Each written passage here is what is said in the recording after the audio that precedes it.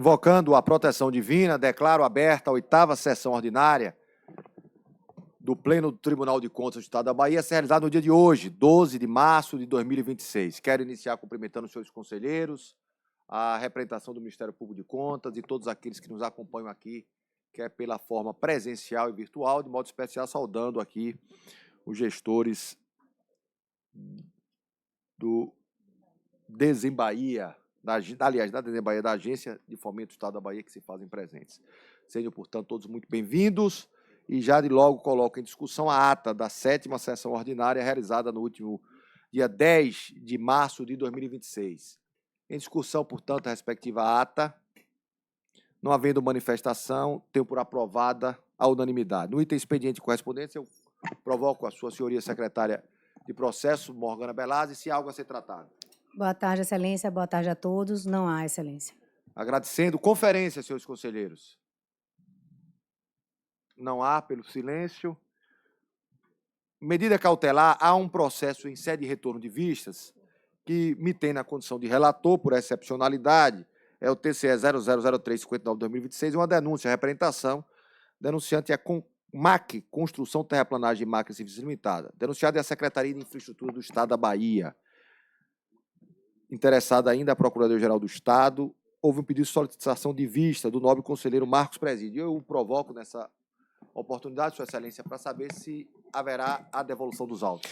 Boa tarde a todos, obrigado, presidente. Boa tarde a todos que nos assistem aqui presentes, aos que estão aqui, meus colegas de bancada, doutor Marcel, doutor Morgana. Presidente, eu até tinha falado que farei posteriormente a devolução, mas diante da necessidade, da possibilidade de trazer algum prejuízo ao andamento das políticas públicas das nossas rodovias, eu resolvi trazer hoje. Então, farei a devolução. Perfeitamente. Portanto, com o anúncio do nobre conselheiro Marcos Presídio, já agradecendo pela diligência, eu revivo aqui o quórum deliberativo, que é composto por mim, conselheiro Inaldo Araújo, conselheira Carolina Matos, conselheiro João Bonfim, conselheiro Marcos Presídio, conselheiro Otto Alencar Filho e conselheiro Josias Gomes. Portanto, o quórum para a sua deliberação. O voto do relator foi pela ratificação da liminar deferida, deprecando ao plenário desta Corte a manutenção, determinando ainda a notificação CENF e a PGE. O conselheiro Bonfim fez solicitação de vistas, em oportunidade outrora, trazendo o seu posicionamento pela cassação da medida cautelar e pelo regular prosseguimento do certame. Voto esse que de logo foi acompanhado pelo nobre conselheiro Josias Gomes e também pelo conselheiro Otto Alencar Filho, que naquela oportunidade também já se manifestara. Há também o voto do conselheiro Inaldo Araújo, que também se manifestara naquela oportunidade. O processo, portanto, foi colocado em discussão quando houve solicitação de vista do nobre conselheiro Marcos Presídio, e é ele que passa a palavra nesse momento. Agradecemos mais uma vez, senhor presidente. Senhor presidente, demais conselheiros, como a discussão foi recente, no último dia 10, eu não farei, dispensarei um breve relatório e irei direto à decisão.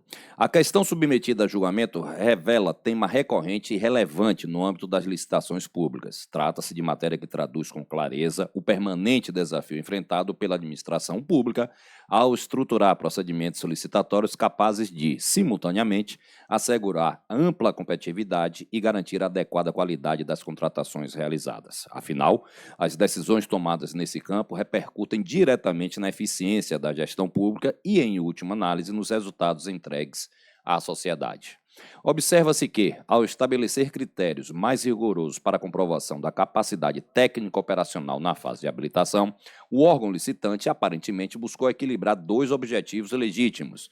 De um lado, selecionar empresas com experiência compatível com a complexidade do objeto e, de outro, preservar a atratividade do certame perante o mercado.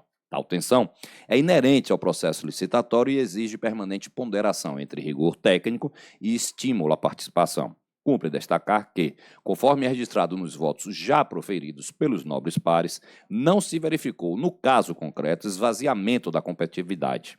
Ao contrário, a participação de 33 empresas no certame constitui elemento indicativo de que o procedimento licitatório despertou significativo interesse do mercado, circunstância que relativiza eventual preocupação quanto à restrição indevida à competição. Assim, diante dessa circunstância, não me sinto favorável em votar pela continuidade da suspensão do certame, pois penso que há todo um planejamento da administração pública em relação a atender a comunidade beneficiada e paralisar um procedimento com um volume efetivo de empresas interessadas deve postergar a realização da política pública. Ademais, dada a controvérsia instaurada, é salutar aprofundar a questão no ambiente técnico desta Casa, para avaliar as circunstâncias da concorrência e a plausibilidade da justificativa administrativa, nos moldes da nossa Resolução 162 de 2015, que trata das cautelares. Assim, em homenagem aos princípios da eficiência e da eficácia das contratações públicas, peço vênias ao conselheiro prolator da monocrática examinada e entendo que não se mostra adequado, neste momento, ratificar a decisão que suspendeu a licitação. É como voto, senhores. Perfeitamente. Voto, portanto, apresentado na condição de vistor, conselheiro Marcos Presídio. Eu, na condição de relator, mantenho o meu voto. Abro a discussão novamente a matéria. Já lembrando, senhores conselheiros, conselheiro Bonfim, quer a palavra? Lembrando que já há, portanto, votos exarados do conselheiro João Bonfim, que foi pela revogação da cautelar, conselheiro Josias Gomes, de igual maneira, conselheiro Otto Alencar Filho, conselheiro Inaldo Araújo e agora o conselheiro Marcos Presídio, todos no sentido da revogação da cautelar deferida por mim. Falta-me, nesse momento, abrir a discussão e colher, se for o caso, o voto da nobre conselheira Carolina Matos. Obrigada, senhor presidente. Eu já cumprimento os presentes, em especial os pares, presentes aqui na mesa, na bancada. Bem assim, a apresentação do Ministério Público de Contas, na pessoa do doutor Marcel Santos, público aqui presente, também o público virtual. Senhor presidente, em função da divergência vista nos autos e das considerações que foram estabelecidas, eu solicitarei vista dos autos. Perfeitamente. Então, vistas concedidas à nobre conselheira Agradeço. Carolina. Dando sequência, passemos agora ao item de consulta. Não há nada pautado. Denúncia também não temos. Em auditoria e inspeção, há um retorno de vistas, cuja relatoria recai sobre o novo conselheiro Inaldo Araújo, é o TCE 005140-2025, auditoria operacional em órgãos e entidades, exercício 2024, na Casa Civil e da SUDEC. Conselheira Carolina Matos fez solicitação de vistas. Eu indago a sua excelência e fará a devolução nesse momento.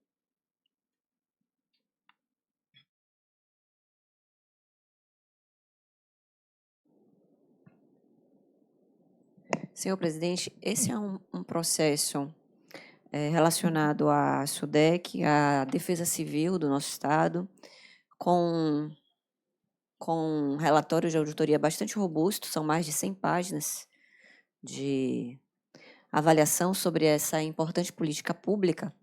E por esse motivo eu já peço aqui as minhas escusas a todos os julgadores para fazer a devolução em um momento posterior.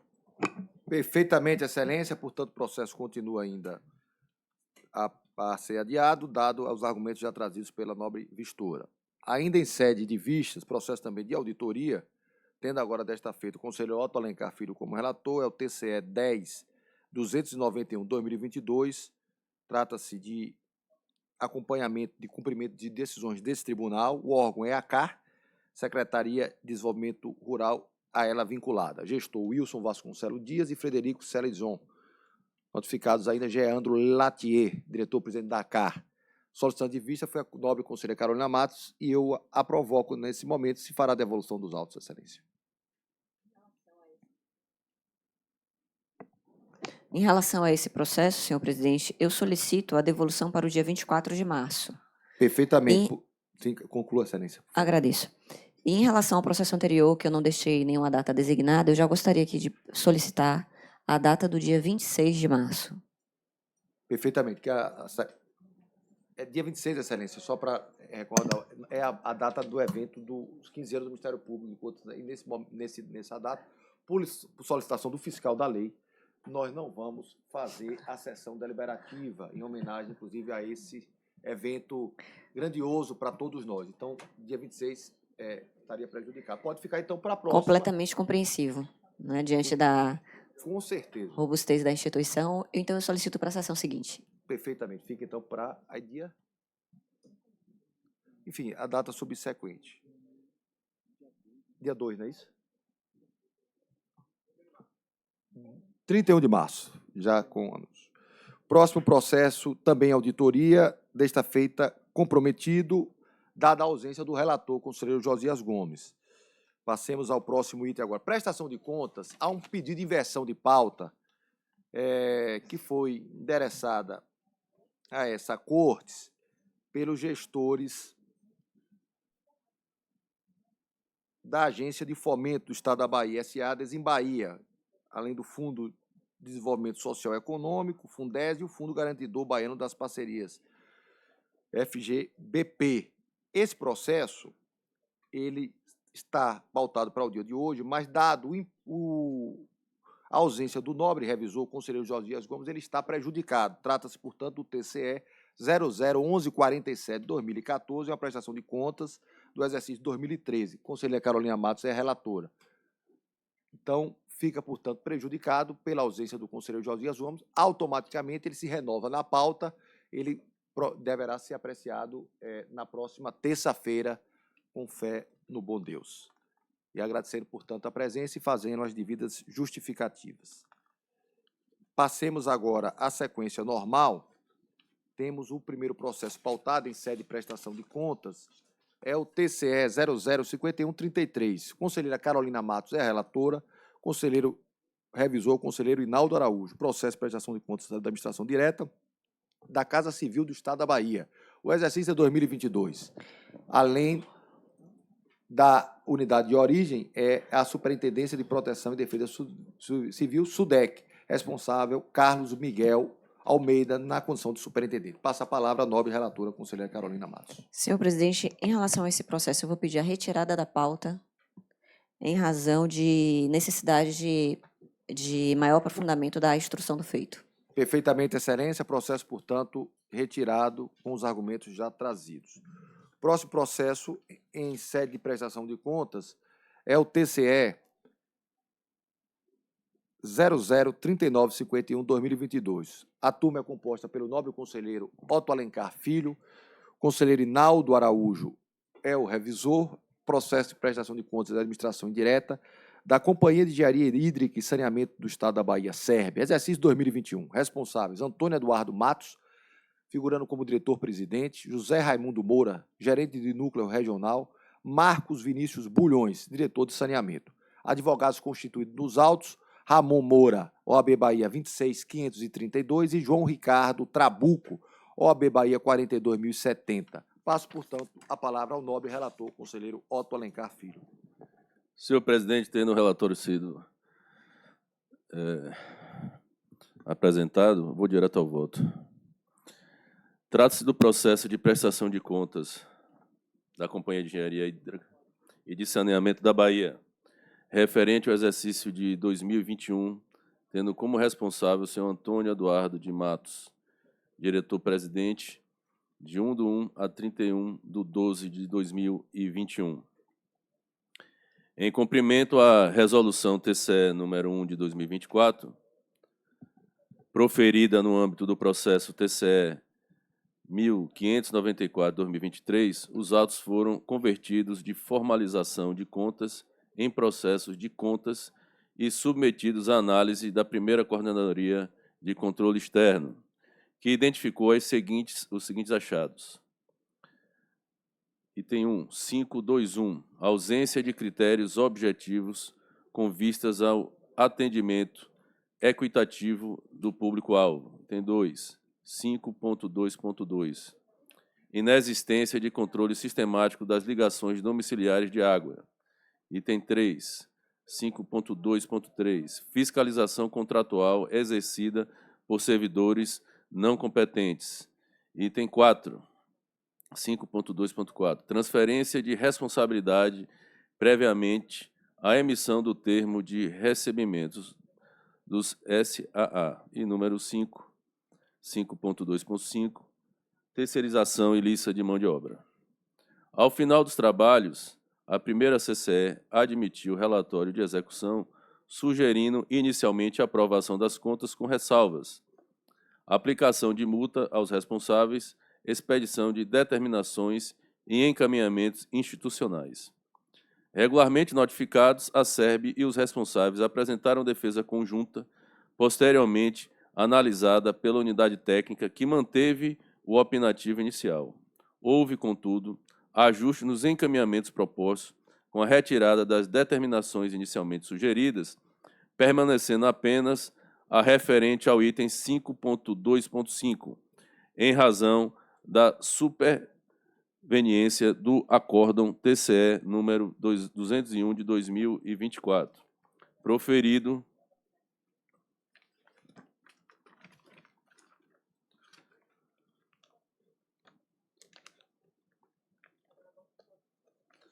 nos autos do processo número TCE 3.855 de 2023, relativo às contas do exercício de 2022, que já havia contemplado determinações correlatas às irregularidades ora examinadas. A assessoria técnica jurídica acompanhou a conclusão da auditoria, opinando pela aprovação com ressalvas, com aplicação de multa ao diretor-presidente e expedição de determinação residual atinente à contabilização das despesas com terceirização, nos termos da Lei de Responsabilidade Fiscal. Instada a se manifestar, a Procuradoria-Geral do Estado pugnou pela aprovação plena das contas, sustentando, em síntese, que as justificativas apresentadas pela SERB seriam suficientes para afastar os apontamentos auditoriais, destacando ainda a superação da controvérsia jurídica acerca da terceirização de atividades fins, à luz da jurisprudência do Supremo Tribunal Federal, bem como a edição do Oficial Circular número 3.000 de 2022, que teria saneado a forma de contabilização das despesas no âmbito da administração estadual. Por sua vez, o Ministério Público de Contas manifestou-se pela aprovação das contas com ressalvas, com aplicação de multa ao gestor, reconhecendo que as impropriedades remanescentes não comprometem ao mérito global das contas, mas justificam o juízo ressalvado, especialmente em relação aos achados constantes dos itens 5.2.1 a 5.2.5 dos relatórios auditoriais, bem como um encaminhamento institucional sugerido pela auditoria. Na oportunidade, o Parquet de Contas deixou de sugerir a expedição de novas determinações por entender que os achados já foram objeto de deliberações desta Corte em processos anteriores, notadamente no Acórdão número 201 de 2024 e na Resolução número 1 de 2024, além de registrar que a administração estadual já adotou providências para corrigir a contabilização das despesas com terceirização de mão de obra. Examinando detidamente os autos, no que diz respeito ao mérito das contas, entendo que assiste razão, em maior medida, ao corpo técnico desse tribunal. De fato, as irregularidades apontadas não se mostram aptas a macular de forma grave o conjunto da gestão, inexistindo nos autos elementos que indiquem dano ao erário, desvio de finalidade ou má-fé. Todavia, tais improbidades não podem ser integralmente afastadas, devendo ensejar a imposição de ressalvas, uma vez que revelam deficiências procedimentais e de governança, algumas delas de caráter reiterado, como bem destacado pela unidade técnica, notadamente no que se refere à terceirização ilícita de mão de obra. A esse respeito, a auditoria constatou a contratação contínua de empresas para execução de serviços técnicos de engenharia, supervisão, operação e monitoramento de obras e barragens. Atividades essas inerentes à finalidade institucional da SERB e cujas atribuições encontram-se expressamente previstas no plano de classificação de cargos e salários da companhia. As referidas contratações, justificadas pela redução do quadro próprio de pessoal, caracterizam substituição indevida de empregados públicos por terceirizados, em afronta ao artigo 37, inciso 2 da Constituição Federal, além de implicarem descumprimento do artigo 18, inciso 1 da Lei Complementar número 101 de 2000, posto que os respectivos dispêndios não vêm sendo contabilizados como outras despesas de pessoal, subavaliando o limite legal de despesas com pessoal. Nesse contexto, ainda que se reconheça a evolução do atendimento jurisprudencial acerca da terceirização de atividades fins e as providências adotadas pela administração estadual em exercícios posteriores, tais circunstâncias não elidam a necessidade de responsabilização no exercício examinado, especialmente quanto constatado ou descumprimento objetivo da Lei de Responsabilidade Fiscal, implicando imposição de ressalvas ao juízo aprovativo das contas do diretor-presidente da SERB à época. Ademais, em razão da superveniência de decisões desse tribunal, materializado no acordo número 201 de 2024 e na resolução número 1 de 2024, entendo que se mostra dispensável, nesse momento processual, a expedição das determinações inicialmente sugeridas pela primeira CCE, à luz dos princípios de segurança jurídica e de coerência decisória, evitando-se, assim, a repetição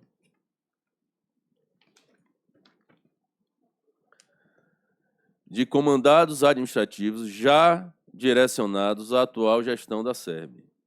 Conclusão. Diante do exposto, tendo em vista o lastro probatório constante dos autos, acompanhando parcialmente a primeira CCE, a ATEG e o Ministério Público de Contas, voto pela aprovação da prestação de contas da Companhia de Engenharia Hídrica e Saneamento da Bahia, relativas ao exercício de 2021, com ressalvas relacionadas às irregularidades apontadas nos relatórios auditoriais, especialmente quanto ao item 5.2.5, na forma do artigo 24, inciso 1, da Lei Complementar Estadual número 5 de 91, artigo 22, inciso 2, do Regimento Interno desse TCE. B.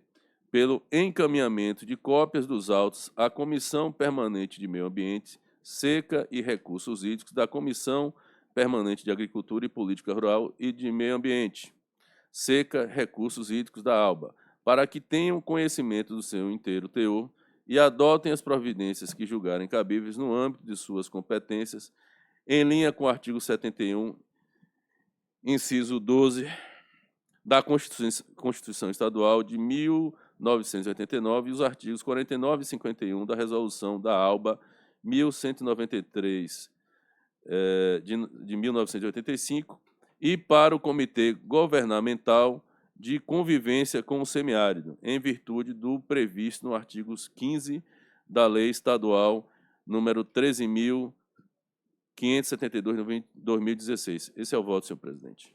Perfeitamente, voto apresentado. Colho agora o pronunciamento do revisor, nobre conselheiro Inaldo Araújo. Boa tarde, senhor presidente. Boa tarde a todos. Eu vou acompanhar o eminente relator, senhor presidente. Perfeitamente, portanto, o voto da turma é no sentido da aprovação com ressalvas, além do encaminhamento dos autos à Comissão Permanente de Meio Ambiente, Seca e Recursos Hídricos da Assembleia Legislativa do Estado da Bahia, além do Comitê Governamental de Conveniência com o Semiárido.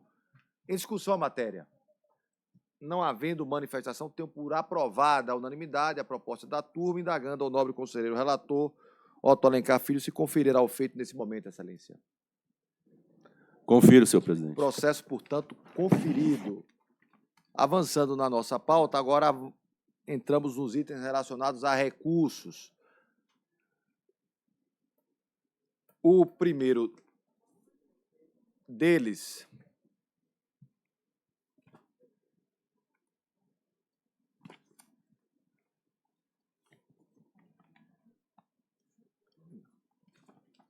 tem a conselheira O conselheiro relator é o conselheiro João Bonfim. O conselheiro Otto Alencar Filho figura como revisor. É o TCE 004910-2025. É uma revisão recorrente à Fundação de Hematologia e Hemoterapia da Bahia, EMOBA, recorrido ao Acórdão 0209 de 2024 do plenário desta Corte de Contas. O quórum, na oportunidade da primeira deliberação, foi composto por mim, conselheiro João Bonfim, conselheiro Otto Alencar Filho, conselheira Carolina Matos e conselheiro Josias Gomes. O voto do relator, conselheiro João Bonfim, foi no sentido do não conhecimento do recurso de revisão apresentado pela Fundação de Hematologia e Hematoterapia da Bahia, EMOBA, ante a ausência do interesse recursal da recorrente. O revisor acompanhou, aliás, o revisor conhece do recurso como de revisão e no mérito pelo seu improvimento. Eis que os argumentos trazidos pela Fundação EMOBA não elidem os fundamentos que deram suporte ao acordo. O processo foi colocado em discussão, foi quando houve pedido de vistas da nobre conselheira Carolina Matos, e é ela que fala nesse momento para ter a ideia se devolverá o processo agora. Senhor presidente, não, eu faria a devolução em outro momento. Perfeitamente. Processo, portanto, prejudicado. O outro processo de recurso trata-se do TCE 006774-2025. É uma redação de julgado, tendo a turma a conselheira Carolina Matos como relatora e o conselheiro Marcos Presídio é o revisor. Recorrente ao Estado da Bahia, através do seu núcleo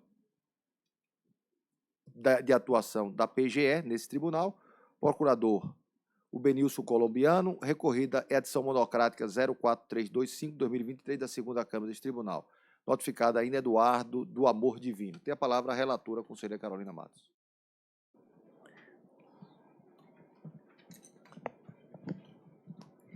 Trata-se de processo autuado como rescisão de julgado protocolado em 11 de junho de 2025 pelo Estado da Bahia por meio da sua Procuradoria-Geral, objetivando, em suma, a rescisão ou, subsidiariamente, a revisão administrativa de ofício da decisão monocrática de número 435 do ano de 2023, proferida no bojo do processo de número 3.894 do ano de 2008, pela segunda Câmara deste Tribunal de Contas. A referida decisão, proferida em março de 2023, reconheceu a legalidade do ato de reforma do soldado da PM Primeira Classe, Eduardo Souza do Divino Amor, com fundamento no tema 445 do Supremo Tribunal Federal, concedendo o registro tácito. Contudo, consoante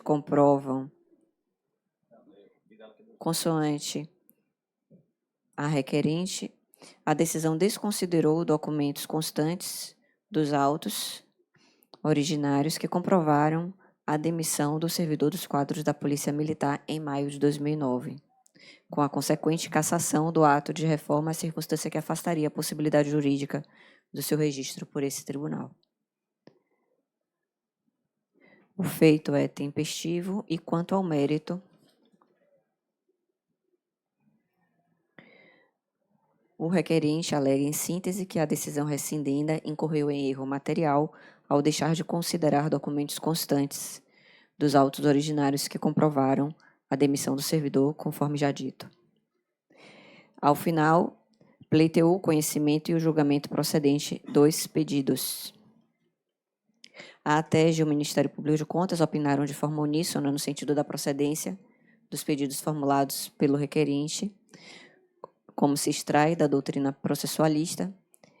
No mérito das ações rescisórias, os tribunais são provocados a exercer o chamado juízo recidente, relativo ao pedido para que seja então desconstituída a decisão transitada e julgado. Ademais, quando há acolhimento do juízo rescindente, há necessidade da realização de um juízo rescisório, por meio do qual o tribunal promove um novo julgamento da causa. Quanto ao juízo rescindente, como apontado pelo Ministério Público de Contas, assiste razão à recorrente, quanto à necessidade da desconstituição da decisão deste Tribunal de Contas.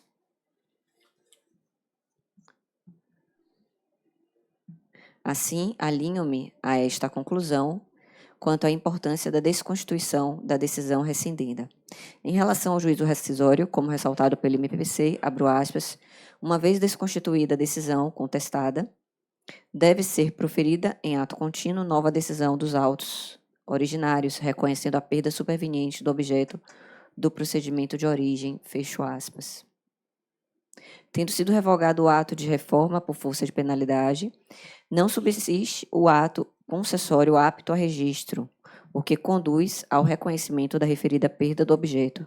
Trata-se, portanto, de hipótese clássica em que o controle externo resta prejudicado por razão da ausência do substrato fático jurídico sobre o qual possa incidir a competência constitucional desse tribunal.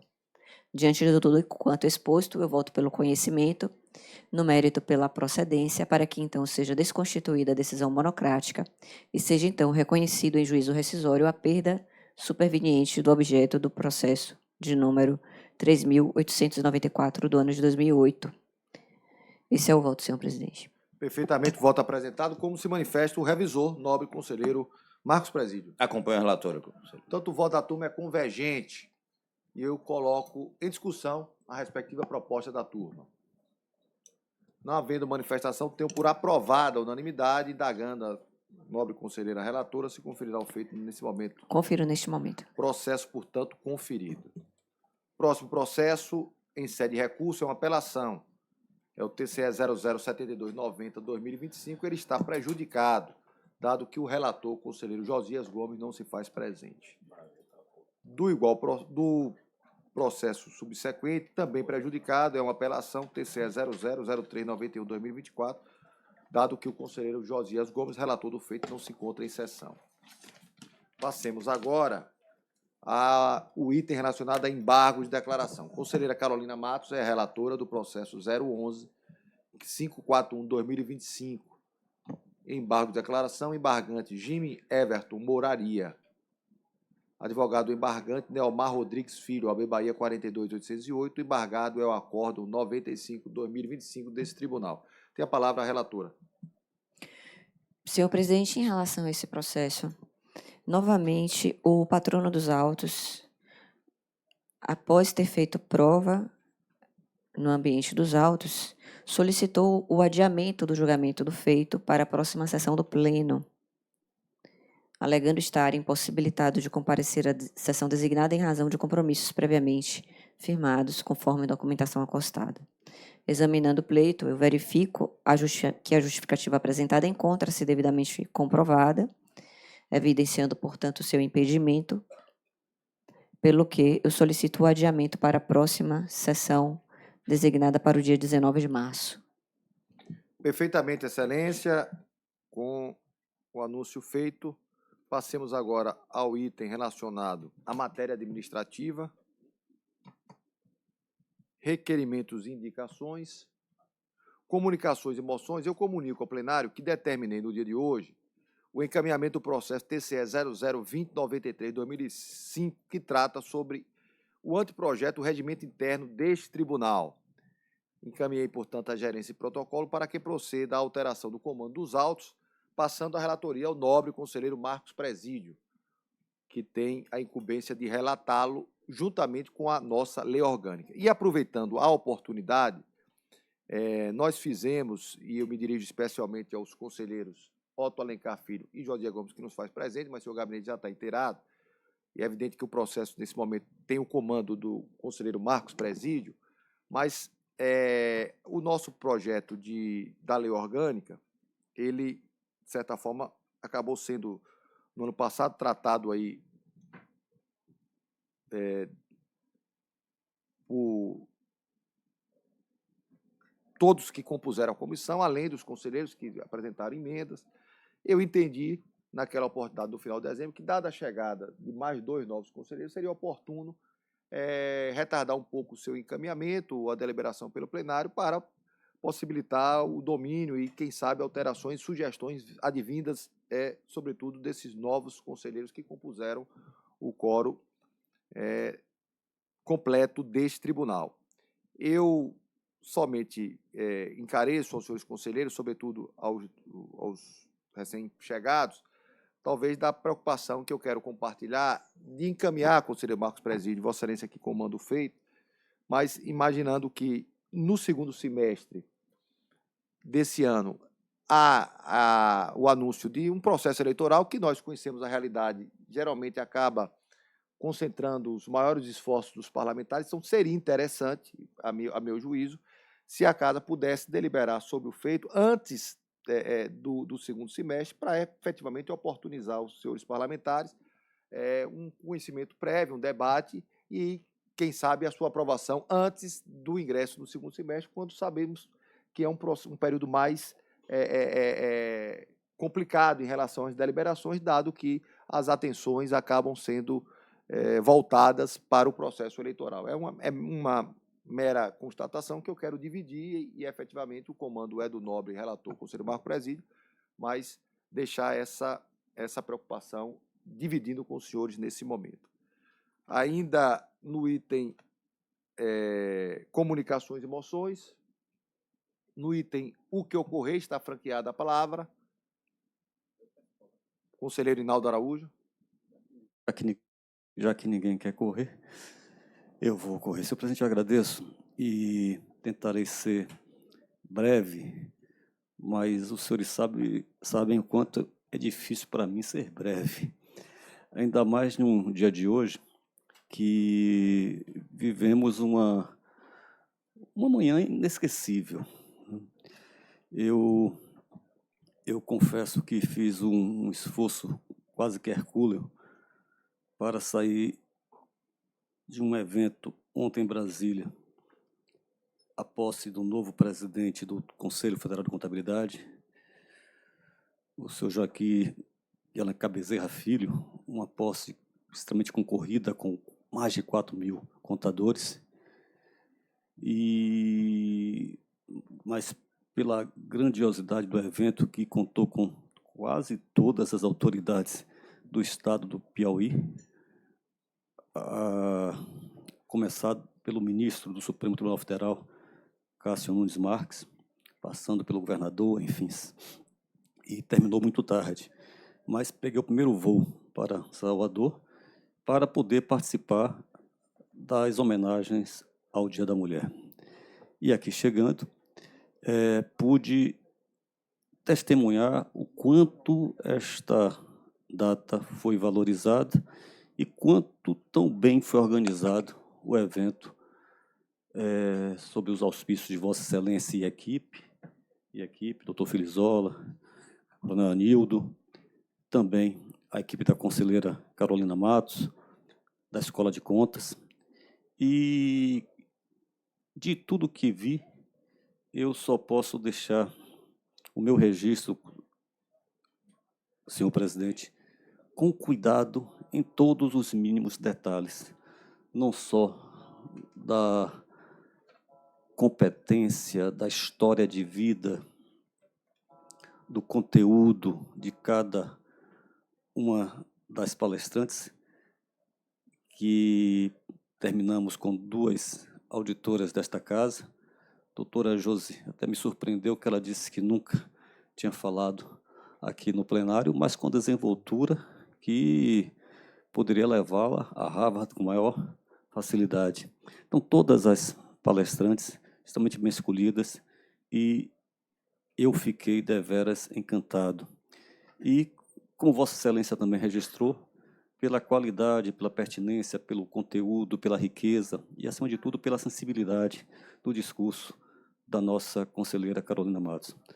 Em momentos da sua fala, a gente pôde, eu estava ali naquele cantinho, em uma visão, em uma posição extremamente privilegiada, pude testemunhar e ver a sua emoção ao longo do discurso, extremamente muito bem elaborado, muito bem lido, mas, acima de tudo, muito bem sentido. Vossa Excelência está realmente de parabéns pelo que apresentou.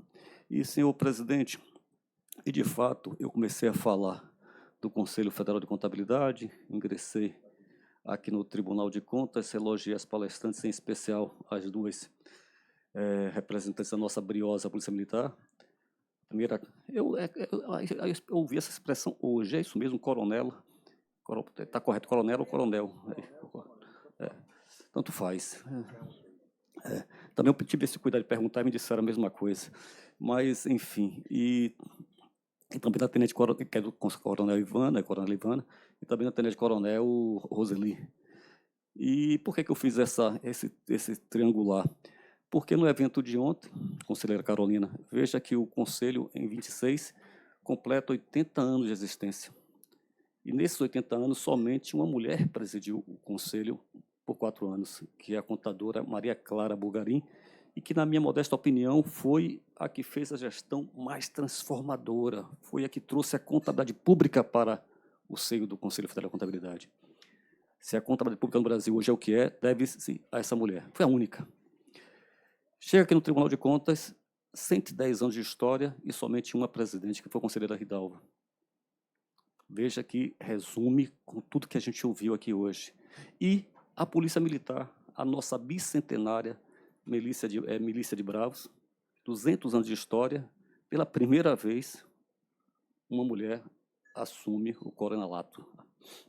Eu espero que, em breve, a Bahia dê um exemplo também à sociedade brasileira, que é preciso resgatar e valorizar o que precisa ser valorizado, como a gente viu hoje, às 6. Vossa Excelência não foi palestrante, mas fez um discurso digno de uma palestra, as 6 mulheres que muito fazem, muito fizeram e muito vão fazer ainda pela história da Bahia. Portanto, senhor presidente Eudásio Penedo, mais uma vez, parabéns por ter sido o maestro nesta condução. Não ouvi a sua fala inicial, mas eu gostei muito da leveza que Vossa Excelência conduziu o encerramento, mostrando o quanto é importante levar a vida de forma simples, tranquila, serena. E posso dizer que é o primeiro evento na sua gestão, e Vossa Excelência não começou, aliás, não vou nem falar pé direito, porque hoje tudo é polêmico. Vossa Excelência começou com os 2 pés, e espero que continue assim, valorizando esses eventos, esses encontros. E só, doutor Filizola, quando estava para terminar, e eu voltei assim para olhar o plenário, lotado.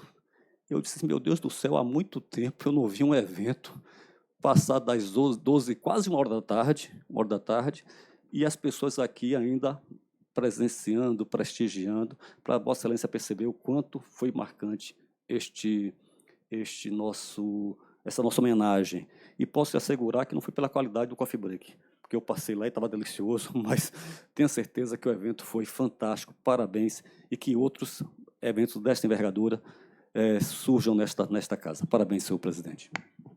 Perfeitamente, conselheiro Naldo agradecendo, conselheira Carolina pede a palavra. Obrigada, senhor presidente. Não serei repetitiva diante de tudo que já foi dito neste dia de hoje aqui, em relação a essa comemoração que nós tivemos, que no meu humilde julgamento certamente foi a melhor de todas, de todos os Dias das Mulheres que já presenciei nesse tribunal, certamente o de hoje foi o mais significante. Mas eu trago aqui, senhor presidente, e por isso eu faço questão de enaltecê-lo por essa postura, porque nós tivemos na comemoração do Dia das Mulheres a apresentação do rico trabalho produzido por esta casa, pela auditoria desta casa. Então, ainda mais por esse motivo, digno de nota, digno de todos os elogios, a apresentação dos trabalhos produzidos pela nossa auditoria. Eu agradeço, conselheiro Naldo.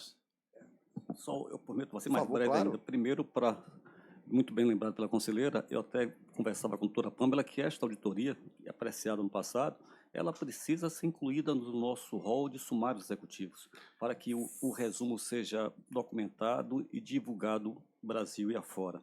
E ia esquecer, não iria me perdoar, porque eu vim até preparado, né, para poder fazer um registro em relação ao dia de hoje, o dia do bibliotecário. Mas, quando aqui cheguei, já fui informado que Vossa Excelência já tinha antecipado e homenageado a nossa bibliotecária Anne, com uma orquídea aí registrando e, de fato, mostrando que o evento foi mais do que perfeito. Parabéns por isso também. E parabéns aos bibliotecários. Por iluminação de Vossa Excelência. Eu vi logo cedo e tive o cuidado de fazer essa associação. Eu quero, antes de finalizar, de certa forma, agradecer inicialmente a comissão que conduziu esse processo, na figura do Jorge Filizola, de Morgana Belazzi, de Josimeire e de Evelyn Figueiredo, e todos a Cascom que tentaram construir um evento que, de certa forma, pudesse enaltecer esse mês de março, que já é uma festa, já um evento tradicional na casa, de valorização e de chamamento, sobretudo, à importância das mulheres na nossa sociedade, sobre vários aspectos. O enfoque, nesse momento, foi a questão do enfrentamento à violência contra a mulher e também de potencializar e trazer luzes a mulheres que se destacam e que têm sido símbolos de determinação e de ocupação de espaços no nosso Estado.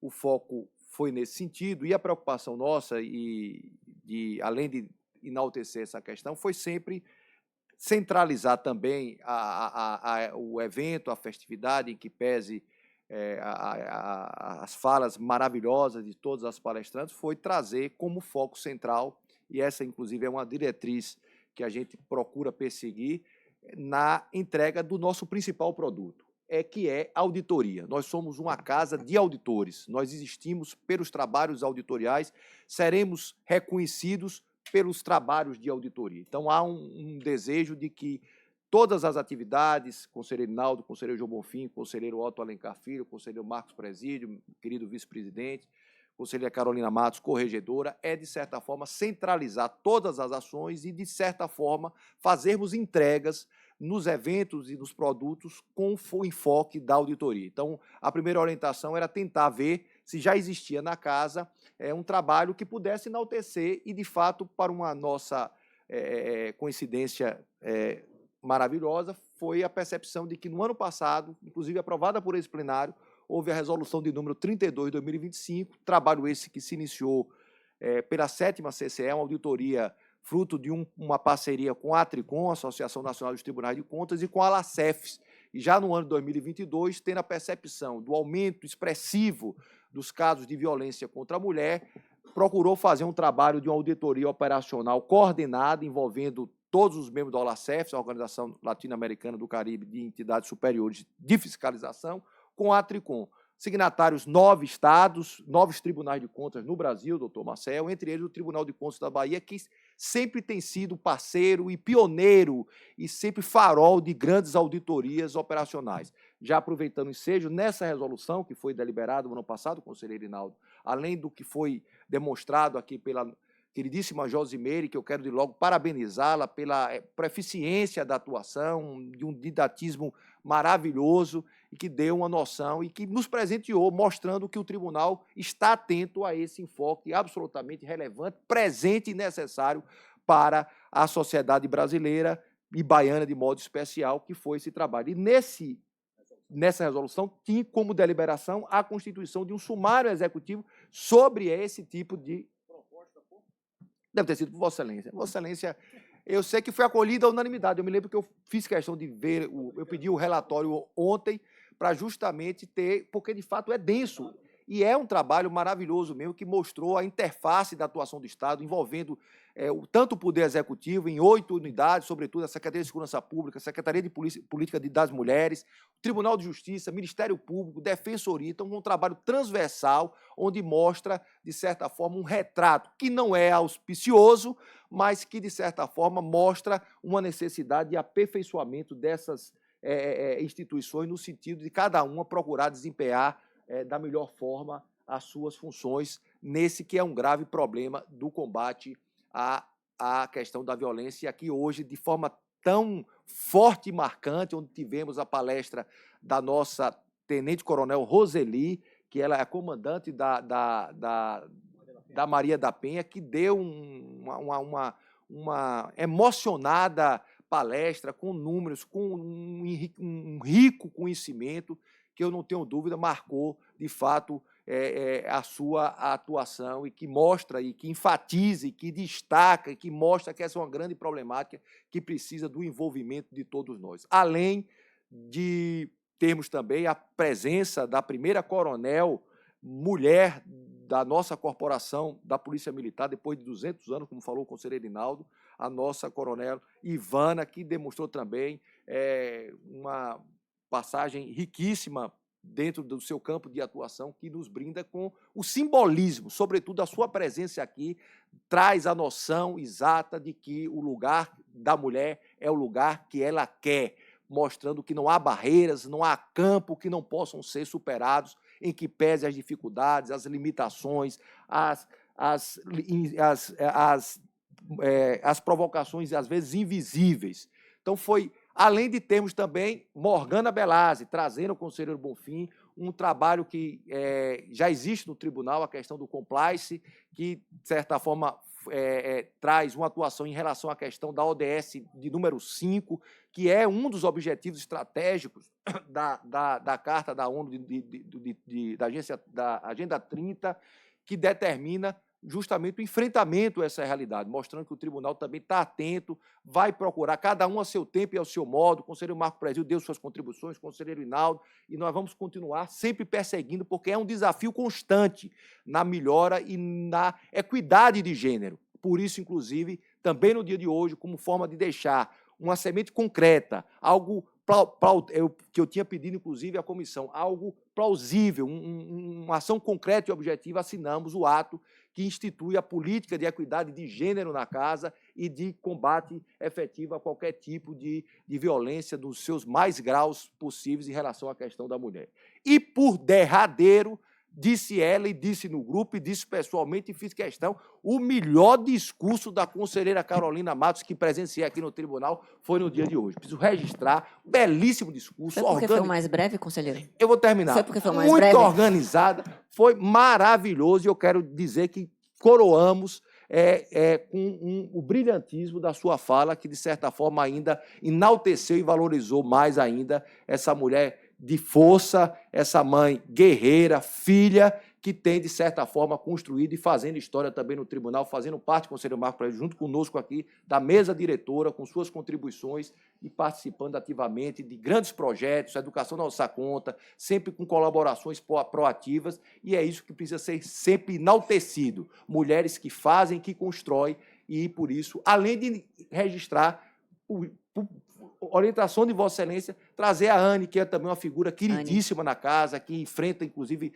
dificuldades pessoais, mas em momento nenhum tem se deixado abater, colaborando e contribuindo e muito com suas atividades. Então, de fato, foi riquíssima a apresentação, além do coral, mas, sobretudo, pela participação massiva de todos que aqui estiveram, dos homens que vieram em grande número e das mulheres. Em nome delas, é que nós agradecemos a todos que fizeram, de fato, uma manhã riquíssima, que abre um canal importante de chamamento a essas lutas importantes que precisam ser construídas diariamente, com luta, com suor e dedicação. Parabéns a todas as mulheres e parabéns ao Tribunal de Contas, que está atento a esse tipo de política pública.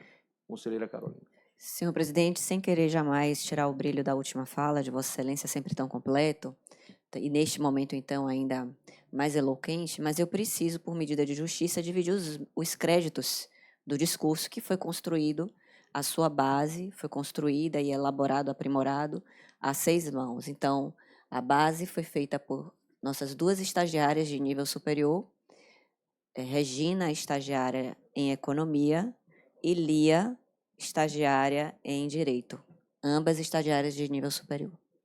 De pós-graduação, perdão. Estagiárias de pós-graduação. Ainda no item o que ocorrer, não havendo quem queira se manifestar, agradecendo a todos e, sobretudo, ao bom Deus pela realização dessa sessão, a declaro encerrada neste momento. Muito obrigado.